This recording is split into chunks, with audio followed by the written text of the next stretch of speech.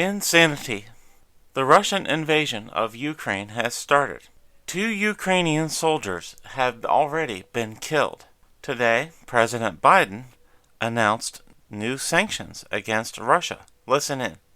Announcing the first tranche of sanctions to impose costs on Russia in response to their actions yesterday. As we respond, my administration is using every tool at our disposal to protect American businesses and consumers from rising prices at the pump. As I said last week, defending freedom will have cost. What a strange thing to say when Russia is invading one of its neighbors, that he's more worried about the price at the pump. I would like to thank USA Today for this article. What is a trench?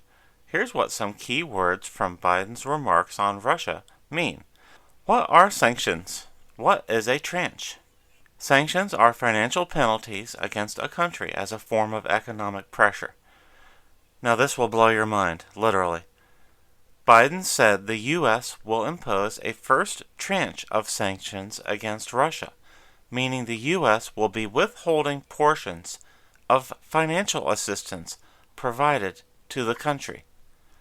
I'll read that again.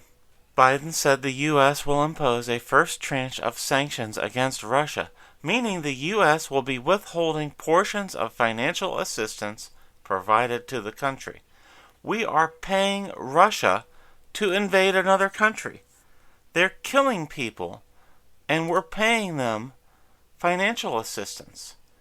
Now you're familiar with the concept of the carrot and the stick. So in this case, President Biden is giving a carrot to Russia, saying, we know that you really want to be nice, Russia, so while we're paying you money, financing your invasion of the Ukraine, I'm going to trim a little bit of that money out of the money that the U.S. taxpayers have to pay Russia as part of our financial assistance to your poor country.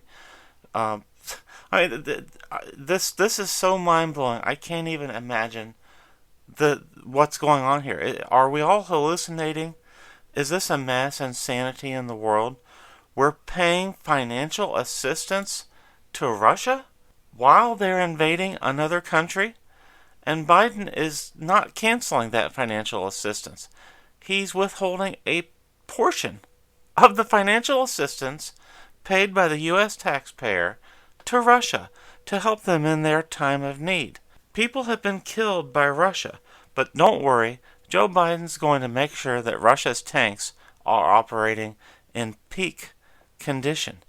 Maybe some prime maintenance for them, maybe an oil change. Biden's such a swell guy that even while Russia is invading another country, he's sending them financial aid. Can you imagine if Hitler, when he invaded the Sudetenland and the Alsace-Lorraine, can you imagine if Biden was around then? He would have been paying financial assistance while Hitler was conquering left and right. Let's go back to 2018. President Trump is having a formal meeting with the leader of NATO.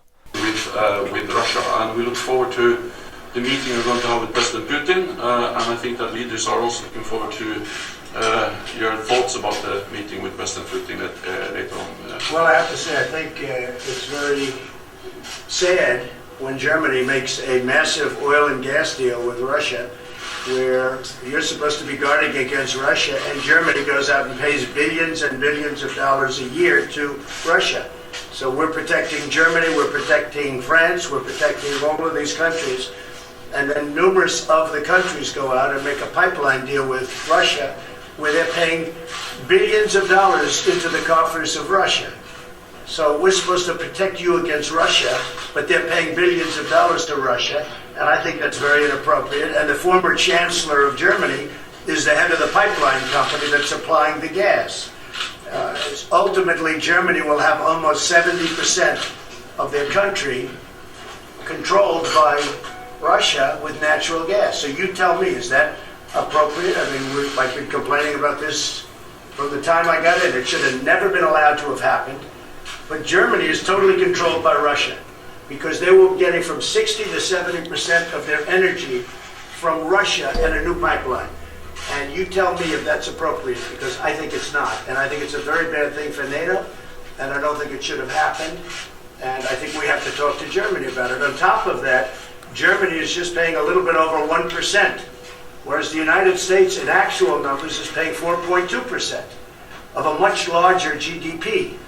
So I think that's inappropriate also. You know, we're protecting Germany, we're protecting France, we're protecting everybody, and yet we're paying a lot of money to protect. Now, this has been going on for decades. This has been brought up by other presidents, but other presidents never did anything about it because I don't think they understood it or they just didn't want to get involved. But I have to bring it up because I think it's very unfair to our country, it's very unfair to our taxpayers. And I think that these countries have to step it up, not over a 10-year period, they have to step it up immediately. Germany is a rich country. They talk about they can increase it a tiny bit by 2030. Well, they could increase it immediately tomorrow and have no problem. I don't think it's fair to the United States. So we're going to have to do something because we're not going to put up with it. We can't put up with it, and it's inappropriate. So we have to talk about the billions and billions of dollars that's being paid to the country that we're supposed to be protecting you against. You know, everybody's talking about it all over the world. They'll say, well, wait a minute, we're supposed to be protecting you from Russia, but why are you paying billions of dollars to Russia for energy? Why are countries in NATO, namely Germany, having a large percentage of their energy needs paid, you know, to Russia and taken care of by Russia? Now, if you look at it, Germany is a captive of Russia because they supply. They got rid of their coal plants. They got rid of their nuclear. They're getting so much of the oil and gas from Russia. I think it's something that NATO has to look at. I think it's very inappropriate. You and I agree that it's inappropriate. I don't know what you can do about it now, but it certainly doesn't seem to make sense that they pay billions of dollars to Russia, and now we have to defend them against Russia. You know, NATO is an alliance of 29 nations, and there are sometimes differences and different views and also some disagreements. And the gas pipeline from Russia to Germany is one issue where allies disagree. But the strength of NATO is that despite these differences, we have always been able to unite around our core task to protect and defend each other because we understand that we are stronger together than apart. I think that 2 world wars and the Cold War taught us that we are stronger together than apart. But how can you be together when a country is getting its energy from the person you want protection against or from the group that you want protection? Because we understand that when we stand together, also when dealing with Russia, we are stronger. I think what we have seen is that... No, you're just making Russia richer. Well, you're not dealing with Russia, you're making Russia richer. So I think that even during the Cold War, NATO allies were trading with Russia. Then there have been disagreements about what kind of trade arrangements we should go into. I think trade is wonderful. I think energy is a whole different story. I think energy is a much different story than normal trade. Now, Trump just laid into this man. He made many good points, but Trump said, energy is not trade. If Germany is beholden to Russia for 70% of their energy, they are captive to Russia. And Trump had a very good point about our American military stationed all over Germany, stationed in other NATO countries. Why, Trump was asking, are American soldiers pledged to defend with their very blood the safety of Germany? Our soldiers are there to protect Germany from Russia. And Trump is saying, you're making Russia richer. This was 2018. Our world has gone to complete insanity. Let's let Trump finish up with a very good point here. And you have a country like Poland that won't accept the gas. You take a look at some of the countries, they won't accept it because they don't want to be captive to Russia.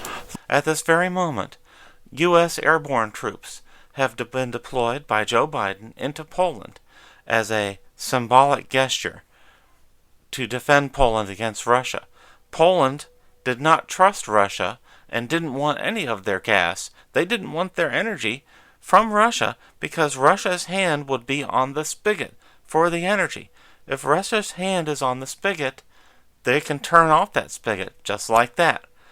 And Donald Trump is saying, why would Germany trust Russia when Poland doesn't trust Russia? So we have a situation of total insanity. We have a president at this very moment who considers Americans and Canadians to be his domestic enemies.